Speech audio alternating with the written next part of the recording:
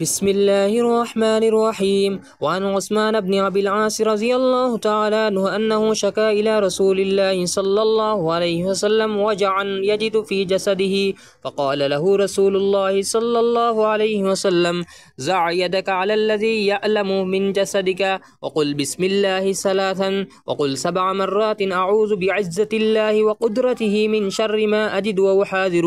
قال ففعلت فأذهب الله ما كان بي. رواه মুসলিম।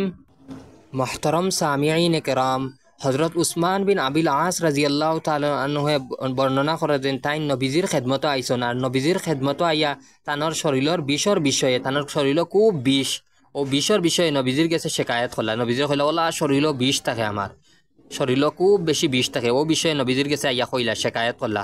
তো নবীজিয়ে তান্ডে উসমান বিন আসরে কইয়া দিলা, ও নুসখা কইয়া দিচ্ছেন, কইছেন শরীরের যে জায়গাত বিষ করে ও জায়গার মধ্যে তুমি তাই তোমার আত রাখো, ও জায়গার মধ্যে আত রাখিয়া 3 বার বিসমিল্লাহ পড়ো, 3 বার বিসমিল্লাহির রহমানির রহিম পড়ো, 3 বার বিসমিল্লাহ পড়ার বাদে ও দোয়া গো পড়ো, আউযু বিইজ্জাতিল্লাহি ওয়া কুদরাতিহি মিন শাররি মা আজিদু ওয়া উহাদিরু।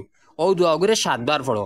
পয়লা 3 বার তুমি বিসমিল্লাহ পড়ো, আর 3 বার বিসমিল্লাহ পড়ার বাদে ও দোয়া গো তুমি 7 বার পড়ো, আউযু বিইজ্জাতিল্লাহি ওয়া কুদরাতিহি মিন শাররি মা আজিদু ওয়া উহাদিরু। যদি ও দোয়াগু ফলি লাইন রাউিয়া কইতে আমি ফলিছি ওলা, মানে সাহাবিয়া কইতে আমি নবীজে খোয়ার বাদে আমি ওলা ফলিছি, আর ফলার বাদে আল্লাহ তাআলা তানোর ফজল করমে আমার বিষ মানে আরাম পাইলিছি, পুরো বিষ আরাম পাইলিছি, কোনো ধরনের শরীর বিষ নাই, একবারে পুরো আরাম পাইলিছি। যার কারণে খেউর যদি আঁটুত ধরা থাকে, খেউর মাথাত বিষ থাকলে, খেউর আত বিষ থাকলে, বা বডির মানে শরীরের যে কোনো জায়গাত বিষ থাকলে ও দোয়াগু ফলি লইবা। যদি ফলি লাইন নবীজি হদিসের মধ্যে কইয়া দিলাইছন, ইনশাআল্লাহ আল্লাহ তাআলা তানোর ফজল করমে শিফা দান করিয়া দিলাইবা। আর ফলার তরিকা হইল ওখান জেলা নবীজি হদিসের মধ্যে কইয়া দিছন।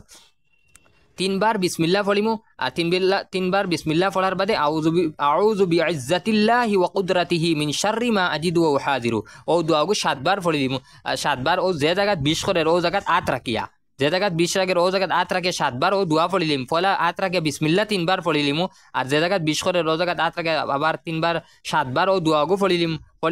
পড়ার বাদে ইনশাআল্লাহ শিফা পাইলিবা, আর পড়িয়া ফু দিলাইবা, পানিও খাইলিবা, আরো বালা কথা।